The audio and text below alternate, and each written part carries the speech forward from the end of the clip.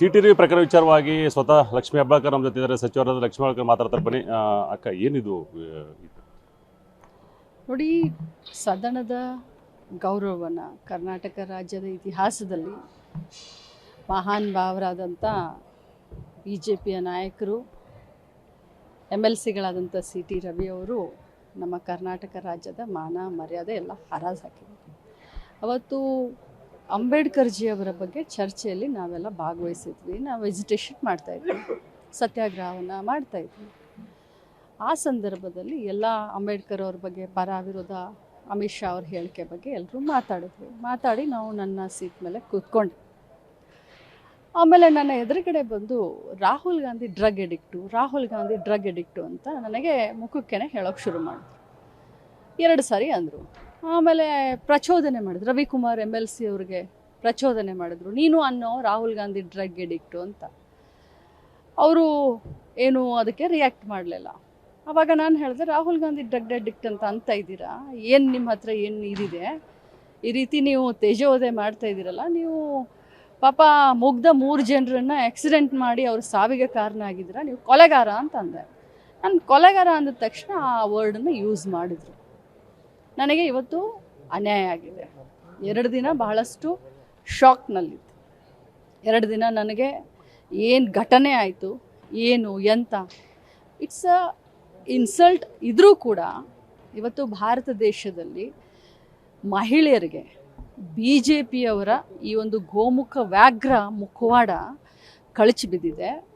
ಮಾತಾಡೋದೊಂದು, ಮಾಡೋದೊಂದು. ಇವರು ಬೇಟಿ ಬಚಾವ್ ಬೇಟಿ ಪಡಾವ್ ಅಂತ ಹೇಳ್ತಾರೆ. ಆದರೆ ರಾಜ್ಯದ ಒಬ್ಬಳೇ ಒಬ್ಬ ಮಹಿಳಾ ಮಂತ್ರಿಗೆ ಸದನದಲ್ಲಿ ರಾಜಾರೋಷವಾಗಿ ನಿಂತ್ಕೊಂಡು ಈ ಮಾತನ್ನು ಹೇಳ್ತಾರೆ ಅಂತಂದರೆ, ಅವರೊಂದು ಮಾತನ್ನು ಹೇಳಿದ್ರಲ್ಲ, ಅವರವರ ಭಾವನೆಗೆ ಅವರವರು ತಿಳ್ಕೊಂಡಿದ್ದಾರಂತೆ. ಹೌದು ರವಿಯನ್ನವರ, ನಿಮ್ಮ ಭಾವನೆ ಆ ರೀತಿ ಇತ್ತು, ಅದಕ್ಕೆ ನೀವು ಆ ರೀತಿ ಅಂದಿದ್ದೀರ. ಹೃದಯದಿಂದ ಕೆಟ್ಟವನಲ್ಲ ಅಕ್ಕ. ರವಿಯನ್ನ ನೀನು ಹೃದಯದಿಂದ ಕೆಟ್ಟವನಲ್ಲ, ಬಾಯಿನಿಂದ ಕೆಟ್ಟವನಿರ್ಬೋದು, ಆದರೆ ಈ ಲಕ್ಷ್ಮೀ ಹೆಬ್ಬಾಳ್ಕರ್ ಮಾತ್ರ ಯಾವತ್ತೂ ನಿನ್ನನ್ನು ಕ್ಷಮಿಸೋದಿಲ್ಲ. ಇಷ್ಟು 100 ಜನ ರವಿಯವರು ಬಂದರೂ ಕೂಡ ಬಿಡೋದಿಲ್ಲ, ನಾನು ಮುಂದೆ ಹೋಗ್ತೀನಿ, ಇದನ್ನು ಪ್ರಧಾನಮಂತ್ರಿಗಳ ಬಳಿಗೆ ಹೋಗ್ತೀನಿ. ಖಂಡಿತವಾಗ್ಲೂ ಪ್ರಧಾನಮಂತ್ರಿಗಳವ್ರಿಗೆ ಭೇಟಿಯಾಗಲಿಕ್ಕೆ ಸಮಯವನ್ನು ಕೇಳ್ತೀನಿ. ಈ ದೇಶದ ರಾಷ್ಟ್ರಪತಿಯವ್ರನ್ನ ಭೇಟಿಯಾಗಿ ನನಗೆ ಆದಂಥ ಅನ್ಯಾಯವನ್ನು ಸಾಕ್ಷಿ ಸಮೇತ ಅವ್ರ ಮುಂದೆ ಇಡ್ತೀನಿ. ನಾನು ಇದನ್ನು ಬಿಡುವಂಥ ಪ್ರಶ್ನೆನೇ ಇಲ್ಲ. ಇಂಥ 100 CT ರವಿ ಬಂದರೂ ಎದೆಗುಂದುವುದಿಲ್ಲ. ಪ್ರಾಮಾಣಿಕವಾಗಿ ಈ ರಾಜ್ಯದ 1,28,00,000 ಕುಟುಂಬದ ಗೃಹಲಕ್ಷ್ಮಿಯರಿಗೆ ಇವತ್ತು ಜವಾಬ್ದಾರಿಯಿಂದ ಕೆಲಸವನ್ನು ಮಾಡಿ ಹಣವನ್ನು ಹಾಕುವಂಥ ನನ್ನಂಥೊಳಗೆ ಈ ರೀತಿ ಅಂದಿದ್ದೀರಾ. ಇನ್ನು ಸಾಮಾನ್ಯ ಮಹಿಳೆ ಕಥೆಯೇನು? ಚಿಕ್ಕಮಂಗ್ಳೂರಿಗೆ ಬಂದು ಇದೇ ಮಾತನ್ನು ನಿಮ್ಮ ಧರ್ಮಪತ್ನಿಯವರಿಗೆ ಯಾರಾದರೂ ಅಂದರೆ ನೀವೇನು ಮಾಡ್ತಾಯಿದ್ರಿ? ಆ ಸ್ಥಾನದಲ್ಲಿ ನಿಂತು ವಿಚಾರ ಮಾಡಿ.